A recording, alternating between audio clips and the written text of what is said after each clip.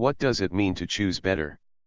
The latest thing on the internet that both black men and black women say to each other when one of them complains about the other is choose better. Choose better is a mere pat answer to the young housewife who is abandoned with her children and finds out she's HIV positive because she married a promiscuous male, or to the young hard-working black husband who comes home to an empty house because his gold-digging wife took everything, deprived him of his children, left him for another man, and or dragged him through the court system to take more.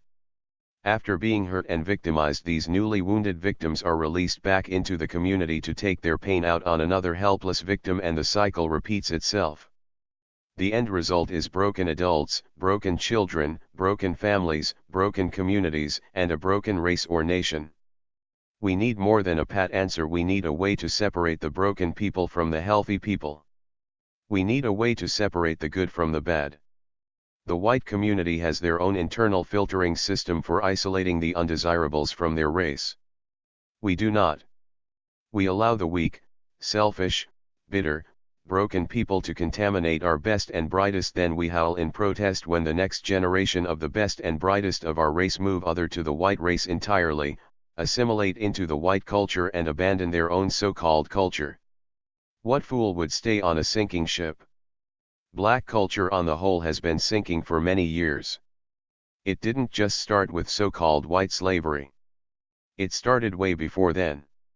White Americans freed the slaves over 150 years ago, but black people still continue to sell their own women and children as slaves to other nations. This is how we know that, contrary to popular belief, it wasn't white people that was responsible for slavery. It was black people. The cause of black people's problems is obviously not white people or Asians. However, they continue to stay in denial and even point fingers at one another. By now everyone knows what the problems are, so there is no need in me wasting your time explaining it yet again. It's time for solutions. The solutions to the problems in the black community will not be easy to solve, and it will come at a high price. The first thing that must happen is so-called black community leaders must begin to hold both genders responsible for their actions equally. There can be no double standards.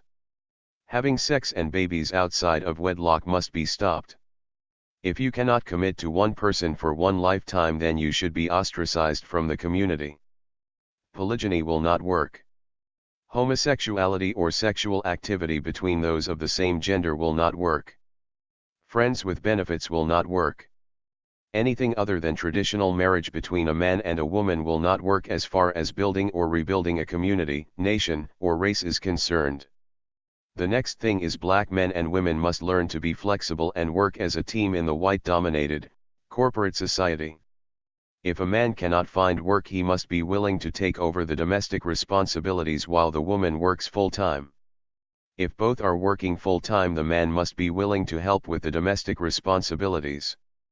Women need to lose the Prince Charming fairy tale of a man sweeping her off of her feet and taking care of her, and embrace the idea of a partnership instead of being rescued. In short, ladies, you and that man must rescue each other from a world riddled with corruption and tragedy. They must both equally share the domestic responsibilities, caring for the children physically, as well as providing financially for the house. They must be willing to exchange roles periodically for the smooth operation of their family. Once the family in the black community has been healed, then everything else will begin to come together for us.